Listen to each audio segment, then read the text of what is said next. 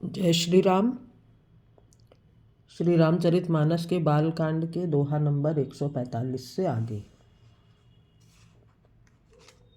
प्रस्तुत प्रसंग में मनु और शत्रुपा जी ने भगवान को अपने बेटे के रूप में होने का वरदान मांगा है, जिसको कि प्रभु ने स्वीकार भी कर लिया है और उन्होंने बड़ी तपस्या की इसके लिए। तो प्रभु ने स्वीकार करके उनको वरदान दिया है और कहा है कि मैं ज़रूर आप लोगों के दुखों को हरने के लिए आऊँगा और आपके ही उदर से जन्म लूँगा, जिसको सुनकर मनु और शत्रुपा बहुत खुश हुए हैं।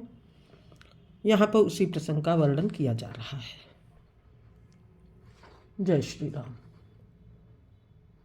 सुन सेवक सुर तरु सुर धेनु, विधि हरि हर बंदित पद रेणु, सेवत सुलभ सकल सुखदायक, प्रणत पाल सचराचर नायक। हे प्रभो, सुनिए, आप सेवकों के लिए कल्प वृक्ष और कामधेनु हैं। आपकी चरण रज की ब्रह्मा विष्णु और शिव जी भी वंदना करते हैं। आप सेवा करने में सुलभ हैं तथा सब सुखों के देने वाले हैं। आप शरणागत के रक्षक और जड़ चेतन के स्वामी हैं। जो अनाथ हित हम पर नेहु, तो प्रसन्न हो यह बर देहु, जो स्वरूप बस शिव मन माही, जेहि कारण मुनि जतन कराही। हे अनाथों का कल्याण करने वाले, यदि हम लोगों पर आपका स्नेह है तो प्रसन्न होकर यह वर दीजिए कि आपका जो स्वरूप शिव जी के मन में बसता है और जिसकी प्राप्ति के लिए मुनि लोग यत्न करते हैं, जो भुषुंडी मन मानस हंसा, सगुन अगुन जेहि निगम प्रशंसा, देखई हम स्वरूप भरी लोचन, कृपा करहु प्रणता रति मोचन।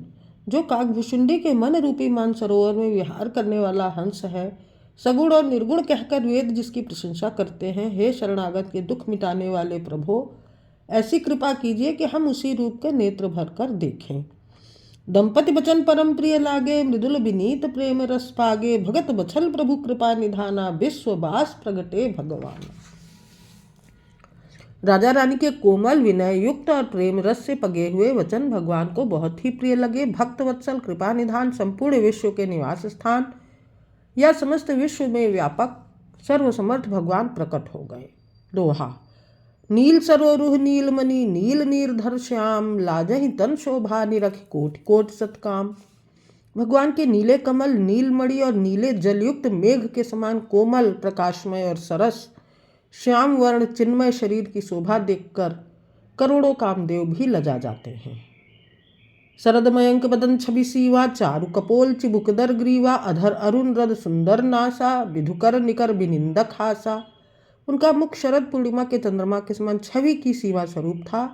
गाल और ठोड़ी बहुत सुंदर थे। गला शंख के समान त्रिरेखा युक्त चढ़ाव उतार वाला था। लाल ओठ, दांत और नाक अत्यंत सुंदर थे। हंसी चंद्रमा की किरणावली को नीचा दिखाने वाली थी। नव अंबुज अम्बक छवि नीकी, चितवनी ललित भावती जी की, भ्रिकुटी मनोज चाप छबिहारी, तिलक ललाट पटल दुतिकारी। नेत्रों की छवि नए खिले हुए कमल के समान बड़ी सुंदर थी। मनोहर चितवन जी को बहुत प्यारी लगती थी। टेढ़ी भौहें कामदेव के धनुष की शोभा को हरने वाली थी। ललाट पटल पर प्रकाशमय तिलक था। कुंडल मकर मुकुट सिर भ्राजा, कुटिल केश जनु मधुप समाजा, उर श्री वत्स रुचिर बनमाला, पदिक हार भूषण मणिजाला। कानों में मकराकृत मछली के आकार के कुंडल और सिर पर मुकुट सुशोभित थे। टेढ़े घुंघराले काले बाल ऐसे सघन थे मानो भौरों के झुंड हों। हृदय पर श्रीवत्स सुंदर वर्णमाला, रत्न जटित हार और मणियों के आभूषण सुशोभित थे। के हरिकंधर चारु जनेऊ, बाहु विभूषण सुंदर तेऊ, करि कर सरिस सुभग भुज दंडा, कटि निसंग कर सर को दंडा। सिंह की सी गर्दन थी, सुंदर जनेऊ था। भुजाओं में जो गहने थे वे भी सुंदर थे। हाथी की सूंड के समान उतार चढ़ाव वाले सुंदर भुज दंड थे। कमर में तरकस और हाथ में बाण और धनुष शोभा पा रहे थे। दोहा। तड़ित विनिंदक पीत पट, उदर रेख बर तीन, नाभि मनोहर लेति जनु, जमुन भंवर छवि छीन।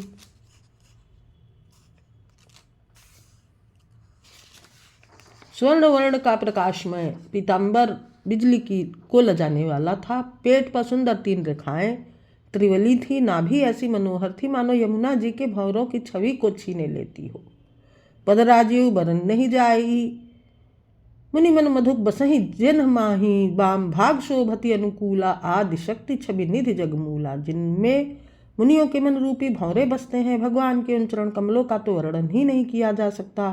भगवान के माए भाग में सदा अनुकूल रहने वाली शोभा की राशि जगत को मूल कारण रूप आदिशक्ति श्री जानकी जी सुशोभित हैं। जासु अंश उपजहि गुण खानी अगणित लक्ष्य उमा ब्रह्मानी भृकुट विलास जासु जग होई राम बाम दिस सीता सोई। जिनके अंश से गुणों की खान अगणित लक्ष्मी पार्वती और ब्रह्माणी त्रिदेवों की शक्तियां उत्पन्न होती हैं तथा जिनकी भौं के इशारे से ही जगत की रचना हो जाती है, वही भगवान की स्वरूपा शक्ति श्री सीता जी श्री रामचंद्र जी की बाईं ओर स्थित हैं। छवि समुद्र हरि रूप बिलोकी एकटक रहे नयन पट रोकी चितवहि सादर रूप अनूपा तृप्ति न मानहि मनु शतरूपा। शोभा के समुद्र श्री हरि को देखकर मनुष्य शतरूपा नेत्रों के पल के रोके हुए एकटक स्तब्ध रह गए। उस अनुपम रूप को वे आदर सहित देख रहे थे और देखते देखते अघाते ही न थे। हर्ष विवस्तन दशा फुलानी परे दंड इव गही पद पानी सिर पर से प्रभु निज कर कंजा तुरंत उठाए करुणा पुंजा। आनंद के अधिक वश में हो जाने के कारण उन्हें अपने देह की सुधि भूल गई। वे हाथों से भगवान के चरण पकड़कर दंड की तरह सीधे भूमि पर गिर पड़े। कृपा की राशि प्रभु ने अपने कर कमलों से उनके मस्तकों का स्पर्श किया और उन्हें तुरंत ही उठा लिया। दोहा बोले कृपा निधान पुण्यति प्रसन्न मोहि जान मागव बर जोई भाव मन महादानी अनुमान। फिर कृपा निधान भगवान बोले, मुझे अत्यंत प्रसन्न जानकर और बड़ा भारी दानी मानकर जो मन भाए वही वर मांग लो। दोहा नंबर 148। जय श्री राम।